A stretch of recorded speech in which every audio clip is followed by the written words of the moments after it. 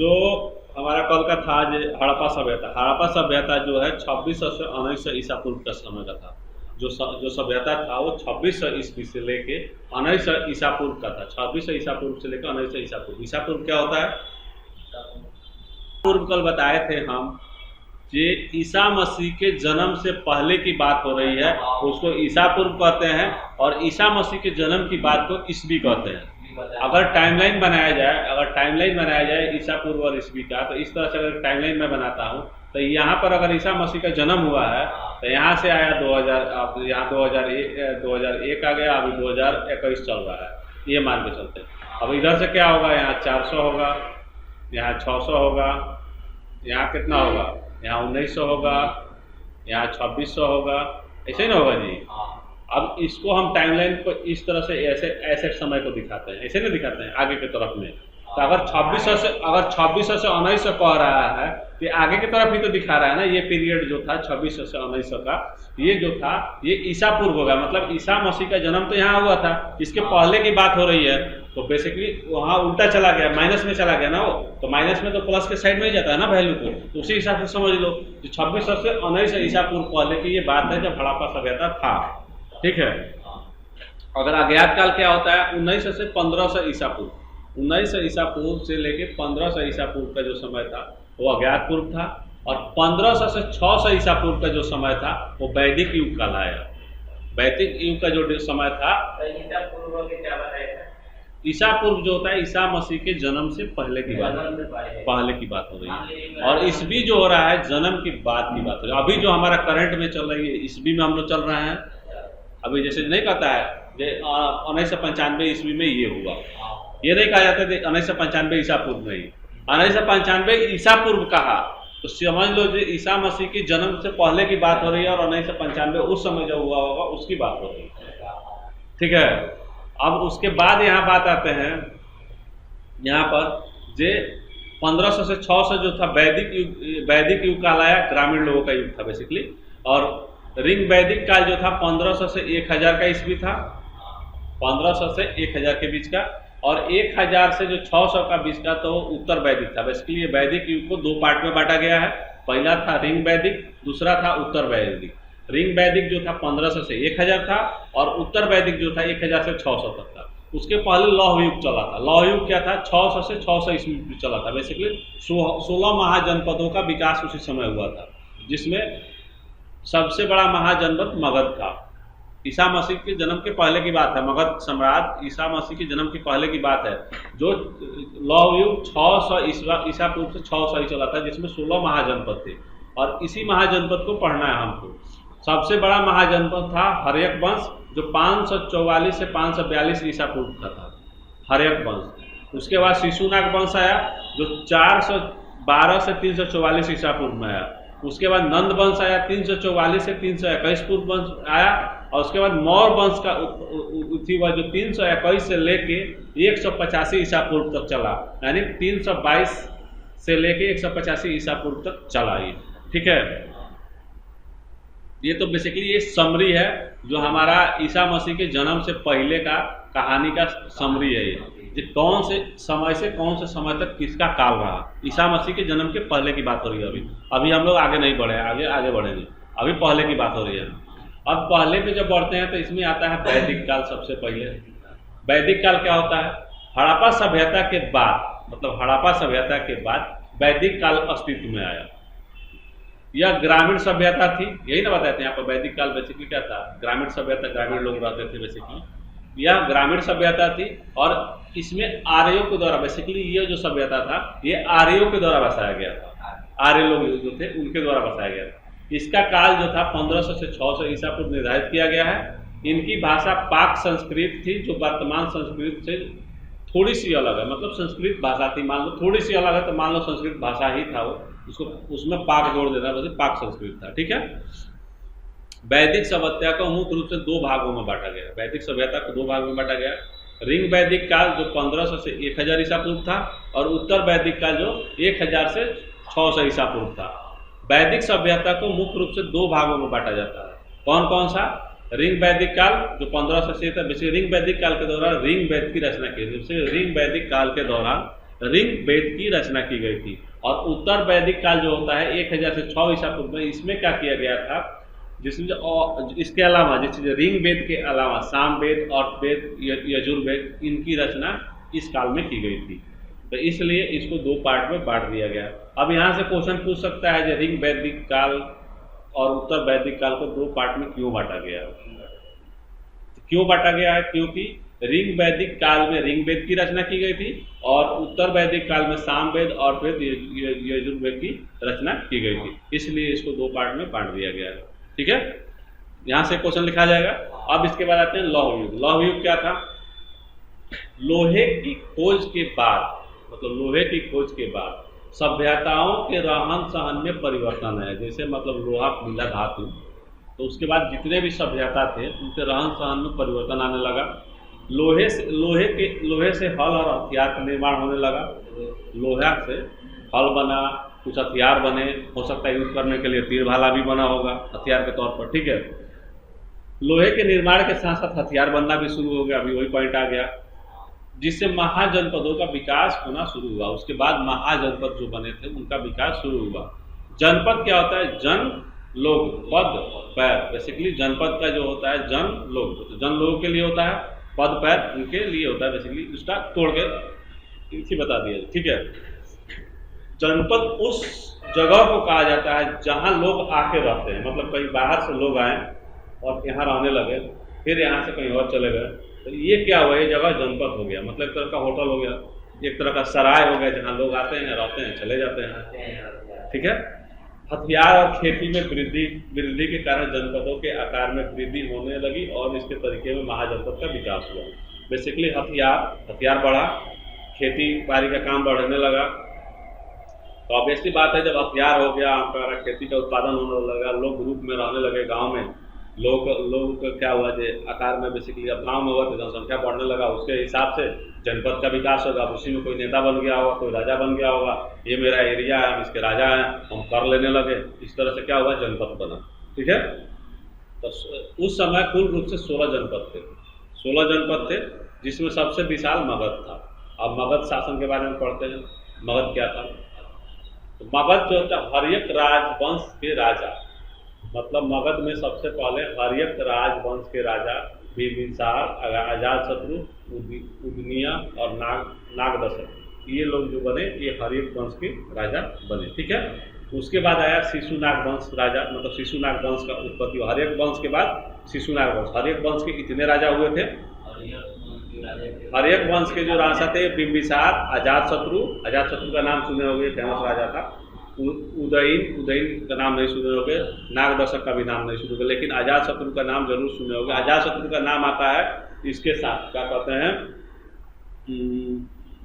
गौतम बुद्ध के साथ। हाँ, उसके कहानी में पढ़ोगे तो अजातशत्रु का नाम आएगा। ठीक है, उसके बाद शिशुनाग वंश आया। शिशुनाग वंश का संस्थापक शिशुनाग था, इसका कोई वंश आगे नहीं बढ़ा। शिशुनाग को हरा के बना नंद वंश का राजा बना। नंद वंश का संस्थापक महापद्मानंद था और अंतिम शासक जो था वो धनानंद था, नंद वंश के। तो धनानंद को हरा के मौर्य समाज की स्थापना की गई थी। धनानंद क्या था? जो बहुत घमंडी राजा था, मतलब बहुत ज़्यादा घमंड था उसको। घमंड द्वारा चाणक्य को अपमान किया जाना उसका अंत का कारण था। बेसिकली उसका अंत क्यों हुआ? क्योंकि अपने घमंड, अपने अहंकार के कारण चाणक्य की क्या किया, जो भरी सभा में उसको अपमानित कर दिया, उसकी चोटी कटवा दिया था, ऐसा कहानी में मिलता है कहीं कहीं। और उसको क्या किया था, धक्के मार के राज दरबार से बाहर निकलवा दिया था, जिसके वजह से जो हमारा ये चाणक्य था उसके अगेंस्ट में एक बच्चे को सर्च किया, मतलब राजा बनाने के लिए उसको शिक्षा दी और उस बच्चे को राजा बनाया, जो बना मौर्य वंश के संस्थापक चंद्रगुप्त मौर्य। ठीक है, चाणक्य ने चंद्रगुप्त को तैयार किया, वही बात कह रहा है, और धनानंद को हराकर राजपाट को समाप्त किया और इस तरह नंद वंश की समाप्ति हुई। ठीक है, अब मौर्य वंश की शुरुआत होती है, तो मौर्य वंश में वही बोले ना, मौर्य वंश के संस्थापक चंद्रगुप्त मौर्य था, जो क्या था, जे इसका चाणक्य का चेला था, जो तैयार किया था धनानंद को हराने के लिए अपना इति करके। उसके बाद चंद्रगुप्त मौर्य का बेटा हुआ बिंदुसार राजा बना। बिंदुसार के बाद अशोक राजा बना। बिंदुसार का बेटा हुआ अशोक, वो राजा बना। अशोक कौन था? चक्रवर्ती सम्राट कहा गया अशोक को। ठीक है, बौद्ध धर्म को अपनाने के बाद उन्होंने ये लोग लड़ना छोड़ दिया। बेसिकली बौद्ध धर्म अपनाने के बाद उसने क्या किया, युद्ध करना छोड़ दिया था। जो हमारा अशोक था, ठीक है। इसकी वजह इस वजह से इसके बाद वाले राजा इतने शक्तिशाली नहीं रहे, अंत में मौर्य वंश खत्म हो गया। बेसिकली इसके बाद जो राजा आए अशोक के बाद, मतलब उसका लड़का आया चाहे जो भी आया होगा, तो वो उतना शक्तिशाली नहीं था जितना ये था। अब शक्तिशाली होने से क्या खाली बुद्धि से शक्तिशाली थोड़ी होना चाहिए, दिमाग भी तो चलना चाहिए कि कौन क्या सोच रहा है, उसके हिसाब से हम उसका एक्शन लें, प्रॉपर हर समय पर निर्णय लिया जाए। उस आदमी को शक्तिशाली का खाली बुद्धि बल से शक्तिशाली को शक्तिशाली नहीं कहा जाता है, बल के साथ साथ बुद्धि भी तेज होनी चाहिए, उस चीज उसको शक्तिशाली कहा जाएगा, ठीक है। ये तो ऑब्जेक्टिव में सब आएगा। हाँ ये सब आएगा, इस ऑब्जेक्टिव में आएगा कि सम्राट चंद्रगुप्त, ये आएगा जैसे मौर्य वंश की स्थापना किसने की, अशोक किसके, अशोक के पापा क्या नाम था जो भी है, या बिंदुसार का लड़का कौन था, अशोक कौन था, अशोक ने क्या क्या किया, ये सब अभी आगे पढ़ेंगे, ठीक है। गुप्त वंश, इसके बाद क्या हुआ, इसके बाद काफी लंबे समय तक भारत पर बाहरी शासकों का राज रहा और फिर आया गुप्त साम्राज्य। मतलब इसके बाद क्या हुआ, अशोक के बाद बाहरी शासक का राज आ गया, उसके बाद आया गुप्त साम्राज्य। गुप्त साम्राज्य क्या था, श्रीगुप्त इसके पहले राजा बना, उसके बाद चंद्रगुप्त वन, समुद्रगुप्त और चंद्रगुप्त टू, बेसिकली उसको विक्रमादित्य कहा जाता है। तो ये बेसिकली वंश का समरी है कि कौन कौन सा वंश कब कब मतलब शासन किया।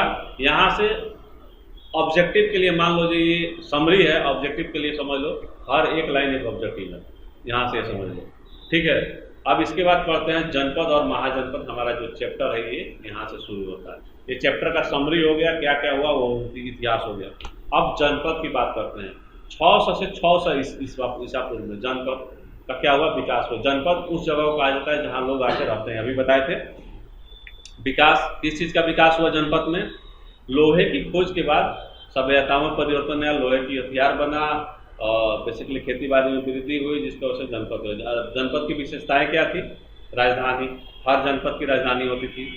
महाजनपदों की एक राजधानी होती थी, हर जनपद की अपनी राजधानी होती थी। राजधानियों की किलेबंदी की जाती थी, जो कोई बाहरी आक्रमण न कर सके, यानी उन्हें चारों तरफ से दीवार से घेरा जाता था सुरक्षा के लिए। मतलब चारों बगल से दीवार जुड़वा दिया जाता था और उसी के अंदर शहर को बसाया जाता था, वो होता था राजधानी, ठीक है। किलाबंदी बेसिकली किया जाता था। राजधानियों को रख रखाव के लिए सेना द्वारा बेसिकली राजधानी का रख रखाव जो है उसकी देख रेख हिफाजत का काम सेना का था। हर जनपद में सेना तथा नौकरशाह हुआ करते थे, मतलब हर जनपद में क्या होते थे, सेना होते थे और नौकरशाह होते थे। शासन, अधिकांश जनपदों पर राजा का शासन हुआ करता था, जितने जनपद थे सब पर बेसिकली राजा का शासन हुआ करता था। कई महाजनपद ऐसे थे जो गण और संघ के नाम से जाने जाते थे, मतलब कई ऐसे जनपद थे जिसको गण और संघ भी कहा जाता था। यहाँ पर लोग समूह में शासन किया करते थे। गण और संघ में क्या होता था, एक राजा नहीं होता था, समूह में लोग शासन करते थे। हो सकता है 10 गो राजा हो सकता है 20 गो राजा मिला के 20 गो अलग अलग स्टेट मिला के एक जनपद बना दिया हो। अब जैसे इंडिया है, इंडिया में 36 गो स्टेट है, तो 36 गो स्टेट को मिला के एक कंट्री बना दिया। उसी तरह छोटा छोटा राजवाड़ा को मिला जोड़ के एक जनपद बना दिए। वहाँ हो सकता है 10 गो राजा एक जनपद की थी हो, तो उस चीज़ को कहा जाता था गण और संघ, ठीक है। मुख्य रूप से 16 महाजनपदों का वर्णन किया गया है, लेकिन जो इतिहास में मिलता है वो 16 महाजनपद के बारे में मिलता है, जिसमें से मेन था मगध। और गण और संघ क्या होता है, गण होता है कई सदस्यों का समूह, गण कहलाता है। संघ कहलाता है संगठन या सभा को संघ कहा जाता है। बेसिकली किसी संगठन या सभा को संघ कहा जाता है। उस संगठन में भी कई लोग मालिक होते हैं। नहीं, गौतम बुद्ध और महावीर जैन गण से ही संबंध रखते थे। गौतम बुद्ध जो महावीर जैन जो थे वो गण से ही संबंध रखते थे। गण में एक से ज़्यादा व्यक्ति शासन कार्य संभालता है। बेसिकली गण में जो होता है एक से ज़्यादा व्यक्ति शासन संभालता है, और वहाँ पर क्या कहता है, सबको एक बराबर अधिकार होता है, ठीक है। इसके बाद धर्म ग्रंथ का निर्माण। धर्म ग्रंथ का निर्माण क्या हुआ, तो इसी दौरान ब्राह्मणों द्वारा धर्म ग्रंथ का निर्माण किया गया। जो ब्राह्मण थे वो धर्म ग्रंथ बनाए। इन धर्म ग्रंथों में राजा के नियम बताए गए। बेसिकली ब्राह्मण अपने अनुसार एक ग्रंथ लिखें जो हमारा वर्चस्व न जाए, खत्म हो, मतलब ब्राह्मणवादी जो विचार है वो कभी खत्म ना हो, उसके हिसाब से एक ग्रंथ लिखा गया। सीधा सा बात समझ लो। और इस ग्रंथ के अनुसार राजा बनने का अधिकार केवल क्षत्रिय लोगों को होता था। जो ये ग्रंथ लिखा लो ब्राह्मण लोग मिल के, उसमें राजा, उस ग्रंथ के अनुसार राजा वही बन सकता है जो क्षत्रिय है, क्षत्रिय जैसे राजपूत गुंजार जो होते हैं वो क्षत्रिय होते हैं। और शिक्षा ज्ञान बांटने का काम ब्राह्मण लोग अपने पास रख लिए, जहाँ शिक्षा बांटेंगे, ज्ञान बांटेंगे। और इसी तरह से लोगों को ब्राह्मण का काम बेसिकली लोगों के काज ब्राह्मण द्वारा निश्चय कर दिया गया कि ये लोग ये काम करेंगे। बेसिकली अपना वर्चस्व रखने के लिए ब्राह्मण लोग ऐसे किए, ठीक है। कर वसूली, अब कर वसूली क्या होता है? राजाओं द्वारा व्यापारी और सेवकारों से भेंट या कर वसूला जाता है। बेसिकली राजा जो है, अब मेरे जैसे इस क्षेत्र का मैं राजा हूँ और मेरे क्षेत्र में जितने भी दुकान हैं, जितने भी घर हैं, जितने भी खेतिहर लोग हैं, खेती कर रहे हैं, सबसे क्या करेंगे? कर वसूलेंगे, तभी ना हम सर्वाइव करेंगे। तो मेरे पास पैसा कहाँ से आएगा? तो हम सबसे टैक्स वसूलेंगे। हो सकता है जो इसमें कोई किसी काम कर दिए, कोई ज़्यादा अमीर हो तो हमको टैक्स के साथ साथ कुछ उपहार भेंट भी दे दिया, नहीं कुछ पैसा दान कर दिया। तो ये सारा काम उस समय भी होता था। वनवासी चरवाहों से कर लेने के विषय में मतभेद है। बेसिकली वनवासी जो होते थे, जो चरवाहा लोग होते थे, उनसे कर लेने में भी मतभेद है। ऐसे माना जाता है कि उनसे भेंट के रूप में घोड़े और हाथी लिए जाते थे। जो जंगली लोग होते थे उनसे कर नहीं लेके घोड़े और हाथी उनसे ले लेते थे, ठीक है। इसी के साथ साथ दूसरे राज्यों पर आक्रमण कर उनकी सेना और धन पर कब्जा करके भी राजा अपनी संपत्ति में वृद्धि करते थे। बेसिकली क्या करते थे राजा जो लोग होते थे, अपने राज्य को छोड़ के अपने बगल वाले राज्य पर हमला कर दिए, युद्ध किए, राज को जीत लिए तो उस राज्य की सारी संपत्ति इनकी हो गई। यही तो कहानी चलता था, तो यही हो गया। अब मौर्य साम्राज्य और चाणक्य की बात करते हैं हम यहाँ पर। ये तो हो गया छोटी छोटी चीज़ें। अब मौर्य साम्राज्य और चाणक्य की बात करते हैं। तो मौर्य साम्राज्य 321 से 185 ईसा पूर्व का समय था। मौर्य साम्राज्य के संस्थापक जो था चंद्रगुप्त मौर्य के द्वारा की गई थी। यह बिहार के राज्य में स्थित है। बेसिकली मौर्य साम्राज्य बिहार के राज्य में स्थित है। राजधानी थी मौर्य साम्राज्य की पाटलिपुत्रा, ठीक है। उस दौरान बेसिकली क्या था, मगध का सबसे शक्तिशाली महाजन बन के उभरा। बेसिकली जो हमारा ये क्या कहते हैं, चंद्रगुप्त मौर्य के दौरान में क्या हुआ है, ये सबसे शक्तिशाली महाजन बन के उभरा था, ठीक है। मौर्य साम्राज्य की स्थापना और उसके विकास के पीछे जो हाथ था वो चाणक्य का हाथ था, ठीक है। चाणक्य को कौटिल्य विष्णुगुप्त भी कहा जाता है। चाणक्य का जो दूसरा नाम है कौटिल्य विष्णुगुप्त है। ये पूछ सकता है जी कौटिल्य विष्णुगुप्त कौन था? ऑप्शन में दे देगा, चाणक्य था, चाणक्य के पिता था, चाणक्य के ये था, चाणक्य के वो भी था। अब तुमको पता होगा तभी तो मारोगे चाणक्य था वही नहीं। इन्हीं से चंद्रगुप्त मौर्य को तैयार किया गया। बेसिकली इन्होंने क्या कहता है, चंद्रगुप्त मौर्य को तैयार किया था। मगध पर मौर्य साम्राज्य की शासन की स्थापना इन्हीं के द्वारा कराया गया था। उस दौर के अंदर इनका शासन अफगानिस्तान से बलूचिस्तान तक फैला हुआ था। बेसिकली जो मौर्य साम्राज्य का जो शासन था, कंट्रोल तो यहीं पाटलिपुत्रा से होता था, लेकिन इनका जो शासन था अफगानिस्तान से लेकर बलूचिस्तान तक फैला हुआ था। जो आज के डेट में बलूचिस्तान है, अफगानिस्तान बलूचिस्तान है, वहाँ तक भारत का सीमा था, वहाँ तक, ठीक है। मौर्य साम्राज्य की जानकारी का स्रोत कहाँ से मिलता है? साहित्य से मिलता है, चाणक्य द्वारा लिखी गई अर्थशास्त्र से मिलता है, ठीक है। यूनानी राजदूत मेगास्थनीज द्वारा लिखी गई जानकारियाँ से मिलता है, विशाखदत्त द्वारा लिखी मुद्राक्षस द्वारा मिलता है, ब्राह्मणों द्वारा लिखित ग्रंथ और धर्मशास्त्र मिलता है, मौर्य काल में बनाए गए भवन और स्तूपों से मिलता है, मौर्य काल के भीड़ भांड पत्थर पर लिखे गए अभिलेखों से मिलता है। बेसिकली पत्थर पर जो अभिलेख लिख जगह जगह लगा दिया जाता है उससे मिलता है। अब इस मौर्य साम्राज्य की प्रशासनिक व्यवस्था कैसा था ये देखते हैं। तो केंद्रीय शासक राजा था। बेसिकली केंद्र में जो था राजा था। एकात्मक शासन, संपूर्ण राज्य में एक ही राजा नियंत्रण करता था। पूरे राज्य को न्याय के रूप में कार्य करते। न्यायाधीश जो होते हैं, राजा के नीचे न्यायाधीश होते हैं जो न्याय के रूप में काम करते थे। उसके नीचे जो होते थे सेना प्रमुख होते थे और उसके बाद मंत्री का परिषद होता था, ठीक है। प्रांतीय शासन क्या होता था? बेसिकली ये तो राज्य के राजा के शासन, राज्य के प्रांत, तो हर प्रांत में भी तो बनाना होगा। जैसे अभी जैसे क्या होता है, जैसे अभी देखो तो मेन एक राजा जो है दिल्ली में बैठा हुआ है प्रधानमंत्री। अब उसके अंदर में मुख्यमंत्री लोग काम करते हैं और मुख्यमंत्री के अंदर में हर क्षेत्र के डीएम काम करता है या उसका एमपी एमएलए काम करता है। अब उस क्षेत्र के हर गांव में मुखिया काम करता है कि नहीं करता है? तो उसी तरह से वहाँ भी कुछ बांटा गया होगा उस समय भी, जो हर चीज़ को कंट्रोल में मैनेज रखा जाए नहीं। तो उसके लिए क्या हुआ था, बहुत बड़ा साम्राज्य होने के कारण मौर्य साम्राज्य के प्रांतीय शासन की व्यवस्था स्थापित की गई। बेसिकली साम्राज्य तो बहुत बड़ा था, करने का मतलब यहाँ से ले के समझ लो पूरा भारत के होते हुए अफगानिस्तान तक था। तो इसके हिसाब से क्या किया हुआ, प्रांतीय शासन की व्यवस्था अपनाई गई थी। इसके लिए प्रांतीय शासन को कुमार संभालता था, जो उसके उस एरिया के कुमार होते थे वो संभालते थे। कुमार के साथ उसकी सहायता करने के लिए कुछ अधिकारी होते थे जो राजा भेजता था, और महामात्र कहा जाता था। जो अधिकारी होते थे उसको महामात्र कहा जाता था, ठीक है, महामात्र कहा जाता था बेसिकली उसको।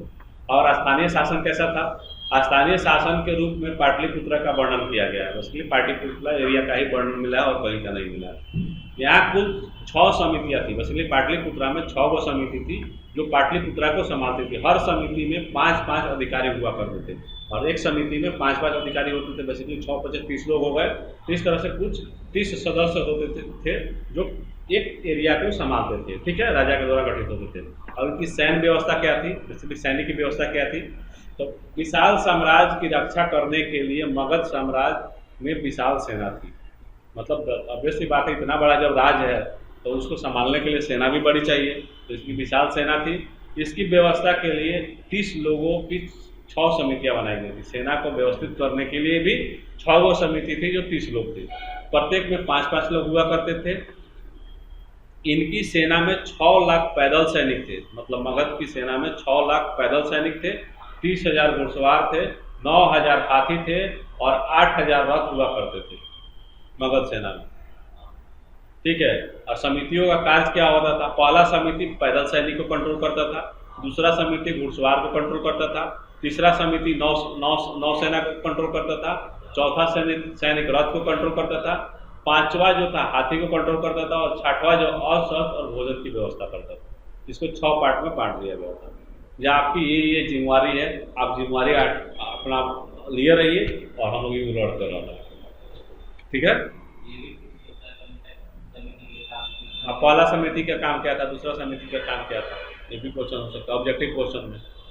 ये सब ऑब्जेक्टिव के पॉइंट ऑफ व्यू से ही है, और तुम्हारा हाँ ये सब ऑब्जेक्टिव के पॉइंट ऑफ व्यू से मेन पॉइंट्स है। और इसी कहानी के हिसाब से चाहो तो तुम शॉर्ट क्वेश्चन भी लिख सकते हो, और इसी कहानी के हिसाब से चाहो तो लॉन्ग क्वेश्चन भी लिख सकते हो, दोनों लिख सकते हो।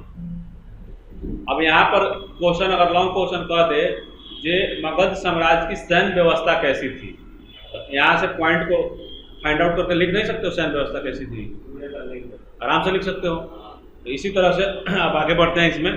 राजस्व व्यवस्था, राजस्व व्यवस्था क्या होता है, कृषकों का पैदावार का 1/6% का हिस्सा कर के रूप में दिया जाता था। मतलब जो अन्न उगा रहे हैं उसको 6 भाग में बांटेंगे और 1 भाग कर के रूप में दे देना है, 5 भाग आपका होगा। सिंपल सा तरीका, ठीक है। आपातकाल की स्थिति में इसे बढ़ा दिया जाता था। जो कर है, अगर आपातकाल घोषणा कर दिया गया है तो कर के स्थिति बढ़ा दिया जाता था सिचुएशन के हिसाब से, ठीक है। क्या बांटने को कर जो कमा रहे हो, जैसे जो तुम 10,000 कमाए, 10,000 को 6 भाग में बांट दिए, 12,000 कमाए 6 भाग में बांट दिए, 2,000 रुपये आया, तो 2,000 रुपये तुम्हारा टैक्स हो गया, 10,000 रुपये तुम्हारा पॉकेट में आ गया। ये कर वसूलने का तरीका था उनका, ठीक है।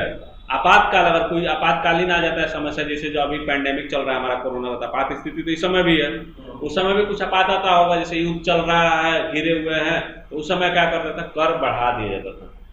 सिचुएशन के हिसाब से अनाज लोगों से ज़्यादा ले लिया जाता था, पैसे ज़्यादा ले लिए जाते थे, ठीक है। व्यापारियों से कर और भेंट दोनों लिया जाता था। व्यापारी लोग जो होते थे कर भी देते थे और उपहार भी देते थे। एक सामान्य जनता पर कुछ कर लगाया जाता और जनरल जनता पर जो होता था कुछ कर लगाया जाता था। मार्ग की व्यवस्था कैसा था, मतलब आने का आने जाने का जो रास्ता होता है उसके क्या व्यवस्था था, तो आने जाने के लिए समुद्री जमीनी दोनों मार्ग को उपयोग किया था। समुद्र के मार्ग से भी आते थे और जमीन के मार्ग से भी आते थे। एक विशाल सड़क तक्षशिला से पाटलिपुत्रा तक जाती थी। बेसिकली पाटलिपुत्रा से तक्षशिला तक एक सड़क बनवाया गया था जो जाती थी। तक्षशिला भी कहाँ है, पाकिस्तान में है, ठीक है। अन्य छोटी छोटी सड़कें जो राज्य को अलग अलग क्षेत्रों से जोड़ती थी। इसके अलावा छोटे छोटे सड़क थे जो अन्य छोटे छोटे जो हमारे जनपद होते हैं उनसे जोड़ती थी। दूरी बताने के लिए सड़क पर पत्थर लगा के मिल लिखा हुआ होता था, जो यहाँ से ये दूरी यहाँ तक है। जैसे अभी आजकल देखते हो ना, पत्थर लेकर जगह जगह लिखा था यहाँ से गोरखपुर इतना किलोमीटर है, यहाँ से दिल्ली यहाँ तक इतना किलोमीटर है, तो उस समय भी इस इंडिकेशन सारा होता था, ठीक है। सड़क के किनारे धर्मशाला और पानी पीने की स्थानों का निर्माण किया जाता था ताकि आने जाने वाले राहगीरों इसको प्रयोग कर सकें। अभी आज के डेट में सड़क के किनारे क्या है, ढाबा मिल जाता है खाने पीने के लिए, उसी तरह पहले भी बनाया जाता था पानी की व्यवस्था, खाने पीने की व्यवस्था सड़क के किनारे होता था, जहाँ राहगीर आए खाए पिए फिर आगे बढ़ जाए। ठीक है। प्रमुख राजनीतिक केंद्र कौन सा था मगध साम्राज्य में? तो मौर्य साम्राज्य का जो 5 प्रमुख राजनीतिक केंद्र था, पहला था पाटलिपुत्रा, दूसरा था तक्षशिला, तीसरा था उज्जैनी और चौथा था तोसली। ठीक है। और स्वर्णगिरी लास्ट था। स्वर्णगिरी बेसिकली सोने के वहाँ खान की वजह से उसको स्वर्णगिरी कहा गया था। ठीक है। मौर्य साम्राज्य में सबसे शक्तिशाली जो राजा हुआ वो अशोक हुआ। तो अशोक के बारे में थोड़ा सा पढ़ लेते हैं। ठीक है। तो चंद्रगुप्त मौर्य के बाद मौर्य साम्राज्य के सबसे प्रभावशाली राजा अशोक बनकर उभरे। इनके पिता का नाम बिंदुसार और माता का नाम सुब्रदांगी था। ठीक है, सुब्रदांगी था। ठीक है।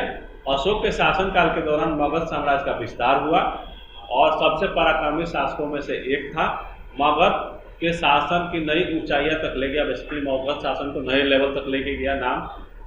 पर कलिंग युद्ध के अंतिम युद्ध साबित हुआ। बेसिकली अशोक जो सबसे अपना अंतिम युद्ध जो लड़ा था वो कलिंग युद्ध लड़ा था, उसके बाद उसने युद्ध करना छोड़ दिया था। अब कलिंग युद्ध क्या था? कलिंग युद्ध 261 ईसा पूर्व में हुआ था। कलिंग जो वर्तमान उड़ीसा राज्य, कलिंग जो था अभी करंट का उड़ीसा राज्य था। कलिंग में जो होता था, इस क्षेत्र में जीतकर अशोक अपने राज्य को पूरे भारत में फैलाना चाहते थे। इसी वजह से उन्होंने दक्षिण भारत और दक्षिण पूर्व भारत में जाने वाले मार्ग मिलते हैं। बेसिकली दक्षिण भारत जाने के लिए अगर बिहार से जाना हो तो सबसे शॉर्टकट रास्ता जो है उड़ीसा होके है। तो ये चाहता था जो उड़ीसा हम जीत लें, जिससे हमारा दक्षिण भारत जाने का रास्ता सुगम हो जाए, आसान हो जाए। इसलिए इसने क्या किया था, युद्ध किया था। इसी वजह से इस क्षेत्र पर आक्रमण किया। इस युद्ध में अशोक को विजय प्राप्त हुई, पर इतने सारे लोग मृत्यु को देखने के बाद, मतलब बहुत सारे लोग मरे, उनको देखने के बाद उसका मन परिवर्तन हो गया।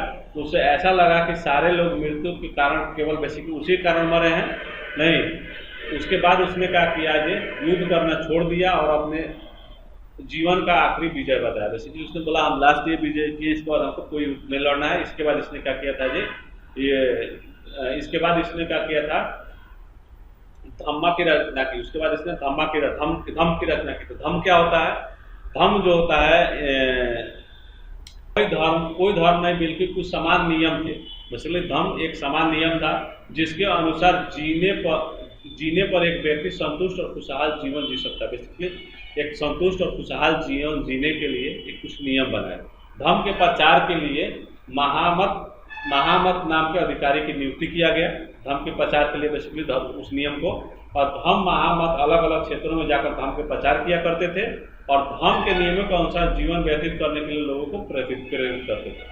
बेसिकली शांति से जीने के लिए लोगों को प्रेरित करते थे। ठीक है। अब धर्म में वर्णित विचार के नियम क्या क्या है, अब धर्म के अंदर क्या क्या नियम थे उसको देखते हैं। तो अपने से बड़ों का सम्मान करना पहला नियम धर्म के अंदर था। दास और सेवकों के प्रति दयावान, मतलब जो तुम्हारे यहाँ घर पर काम कर रहे हैं, दास हैं चाहे दासियाँ हैं चाहे जो भी हैं, उनके प्रति दयावान होना। अहिंसा, बेसिकली अहिंसा नहीं करना है। सभी धर्मों को सम्मान देना, बेसिकली कोई भी धर्म हो हर धर्म की सम्मान करना, मतलब नहीं, विद्वानों और ब्राह्मणों का सम्मान करना, अपने से छोटों के साथ प्रेम पूर्वक व्यवहार करना, पाप रहित जीवन व्यतीत करना, दान करना, जन्म मृत्यु विवाह व्रत आदि जैसे रीति रिवाजों को त्याग कर प्रेम दान दया जैसे रीति रिवाजों का पालन करना। ठीक है। और समय समय पर अपने अंदर झांकना और अपने बुरे कार्य और आदतों को देखकर उसमें सुधार करना, ये था धर्म का नियम। ठीक है।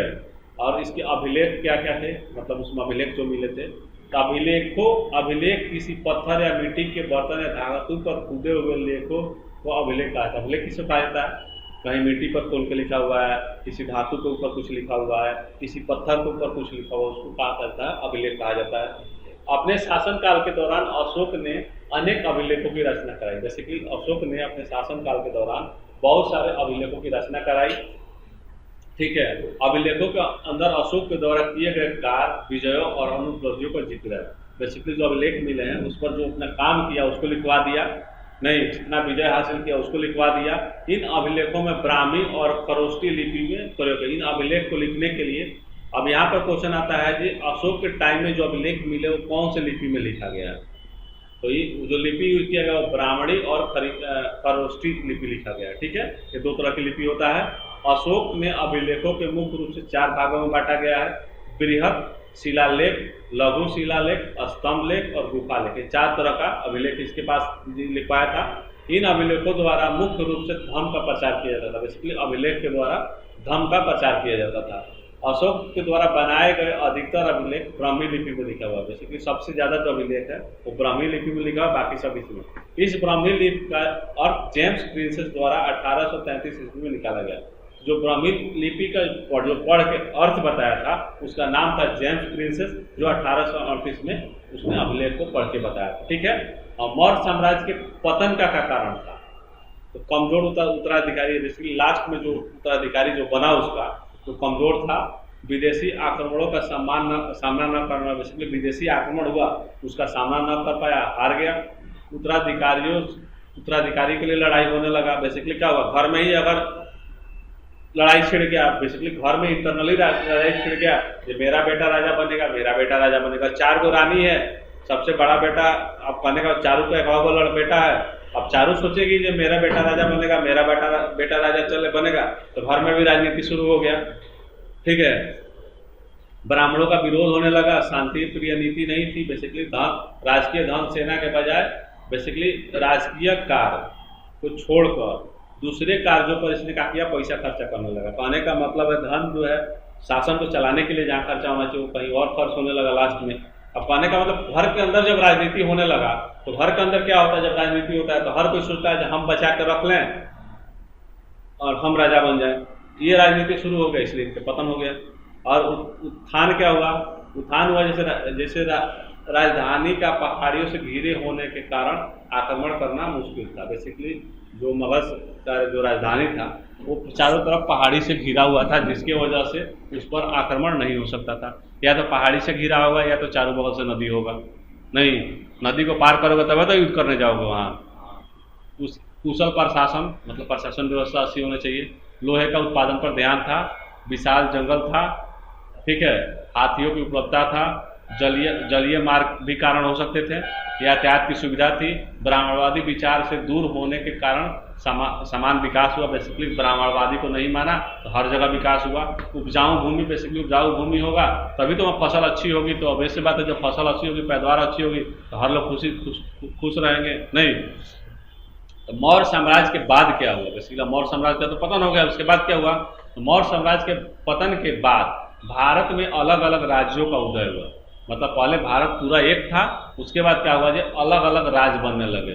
उत्तर में कुषाण शासक, पश्चिम में शक, मध्य भारत में वाकाटन, दक्षिण भारत में सतवाहक और दक्षिण भारत में चोल, चेर और पांड्य जैसी सरदारी विकसित हुए और मगध साम्राज्य पर गुप्त वंश का शासन स्थापित हो गया। ठीक है, अब दक्षिण में जो शासन थे वो जैसे जो दक्षिण के शासक सरदारों का उदय हुआ। इनमें मुख्य रूप से 3 थे, चोल, चेर और पांड्य, 3 थे वहाँ पर। उस समय यह राज्य काफी सुदृढ़ हुआ करता था। सरदार, अब सरदार इसमें क्या था, सरदारों का उदय हुआ। बेसिकली सरदार एक प्रकार का शासक था जो राजा तो नहीं था पर राज पर अधिकार रखता था। बेसिकली शासक नहीं था लेकिन पूरे राज्य पर अधिकार रखता था। सरदार का पद वंशानुगत भी हो सकता था, चुनाव के आधार पर सरदार चुना जाता था। बेसिकली चुनाव के आधार पर चुना जाता था या वंशानुगत भी हो सकता है, जैसे वो सरदार है उसका बेटा भी सरदार हो सकता है। ठीक है, सरदार के समर्थक उनके परिवार के लोग हुआ करते थे। जो समर्थक होते उनके परिवार के लोग होते। कार्य क्या करते थे, सेना का नेतृत्व सरदार द्वारा किया जाता था। जो सेना होता था उसका नेतृत्व जो सरदार के द्वारा किया जाता था। सभी प्रकार के धार्मिक अनुष्ठान यज्ञ सरदारों के द्वारा आयोजित कराया जाता था। ठीक है, साथ ही सभी झगड़ा विवाद सरदार ही सुलझाते थे। राज्य के सभी प्रकार की व्यवस्थाओं में पर सरदार की नज़र होती थी। वह पूर्ण रूप से राजा तो नहीं होते थे, पहले राजा से बेसिकली कम भी नहीं होते थे, राजा के सारा काम किया करते थे। ठीक है, कर की व्यवस्था क्या थी, किसी पर भी सरदार द्वारा अस्थायी रूप से कर नहीं लिया जाता था। बेसिकली कोई कर का लिमिट नहीं था, लेना ही लेना है। सरदार आए लोगों के द्वारा कर की भेंट के रूप में प्रदान करते थे। बेसिकली जो लोग भेंट दान कर देते थे उसी के रूप में कर स्वीकार करते थे। और आय को सरदार अपने समर्थकों में बांट दिया करते थे। जो सरदार होता था, सरदार की जो सेना होती थी, जो उसके समर्थक लोग होते थे, जो आ रहा है कर के रूप में उसको उन पर बांट दिया जाता था। ठीक है, इसकी जानकारी की स्रोत कहाँ से मिली? तो इसकी जानकारी बेसिकली प्राचीनतम तमिल संगम ग्रंथों से मिलता है, और ग्रंथों में सरदार बने विस्तृत का विवरण दिया गया। बेसिकली तमिल ग्रंथ है, उसमें विस्तृत में जानकारी दिया गया। फिर कुषाण शासक क्या था? तो भारत के उत्तरी हिस्से में कुषाण शासक का राज था। बेसिकली उत्तरी हिस्से में इन्हें देवीय शासक कहा जाता था। बेसिकली ऐसा इसलिए कहा था क्योंकि खुद को देवता के समान दर्शाने की कोशिश करते थे। मतलब जो राजा होता था कहता था जो मैं ही देवता हूँ, मेरा ही पूजा करो, इसलिए कि लोग मेरी बात माने, उस एरिया के लोग माने, अपने आप को देवता सिद्ध कर देते थे जो राजा होते थे। ठीक है, ऐसा क्यों किया जाता था? वही चीज यहाँ पर आएगा। राजा स्वयं समान लोगों को अलग दिखाने के लिए खुद को देवता के समान दिखाने की कोशिश करता था। मतलब सबसे अलग है, हम देवता हैं, मेरी पूजा होनी चाहिए, यही चीज था उस समय। ऐसा करने के बीच उनकी अच्छी छवि बनी रहती थी, और इस छवि के कारण राजा लोगों का समर्थन मिल जाता था। बेसिकली हम अपने आप को देवता घोषित कर दिए, लोग मेरा पूजा करने लगे, तो अब ऐसी बात है उस एरिया के लोग हमको मानेंगे, अच्छा समर्थन मिला रहेगा, तब तक हम राजा बने रहेंगे, यही कारण था। ठीक है, इसी वजह से खुद को देवता के समान दिखाने की कोशिश करते थे। राजा मंदिरों में भगवान के बराबर अपनी विशाल मूर्तियां लगा देते थे मंदिरों में। ठीक है, अपने नाम के आगे देवपुत्र की उपाधि भी लगा देते थे, जैसे देवपुत्र फलना राजा। ठीक है, प्रज्ञा में प्रचलित सिक्कों के एक तरफ राजा की छवि, दूसरी तरफ देवताओं की छवि होती थी। बेसिकली जो सिक्के होते थे, एक तरफ राजा की छवि होता था, दूसरी तरफ देवताओं की छवि होता था। इस सब तरीकों से राजा खुद को देवता के समान दिखाकर प्रजा के बीच अपनी छवि को देवता के समान बताते थे। ठीक है, गुप्त काल क्या था? गुप्त काल क्या था? गुप्त मुगल साम्राज्य के पतन के बाद मगध पर गुप्त वंश ने शासन स्थापित किया। ठीक है, इसकी स्थापना गुप्त द्वारा लगभग 275 ईस्वी में की गई। ठीक है, गुप्त काल के सबसे स्वर्णिम युग कहा जाता है। इसलिए गुप्त काल को सबसे स्वर्णिम युग कहा जाता है, क्योंकि इस दौरान भारत ने सांस्कृतिक और शिल्पीय विकास किया। बेसिकली सांस्कृतिक और शिल्पकार जो होता है उसका विकास किया गया। यहाँ पर अधिकतर सिक्के सोने के बनवाए जाते थे। मतलब गुप्त वंश के अनुसार गुप्त काल में क्या होता था, जो सिक्का होता था वो सोना का बनवाया गया, सारा सिक्का। ठीक है, यहाँ की राजकीय भाषा संस्कृत थी, और गुप्त वंश के सबसे प्रभावशाली राजा में से एक था। समुद्रगुप्त था गुप्त काल का सबसे प्रभावशाली राजा था। इसके दौर के बाद जानकारी साहित्य के स्रोत के अभिलेखों से मिलती है। इनमें से सबसे प्रमुख साहित्य स्रोत प्रयाग प्रस्तुत है बेसिकली, और जिसे समुद्रगुप्त के राजकॉपी हरिशेर द्वारा लिखी गई। तो यहाँ ये क्वेश्चन पूछ सकता है, जे प्रयाग प्रस्तुत जो बुक है या जो साहित्य है किसके द्वारा लिखा गया और किसके काल में लिखा गया?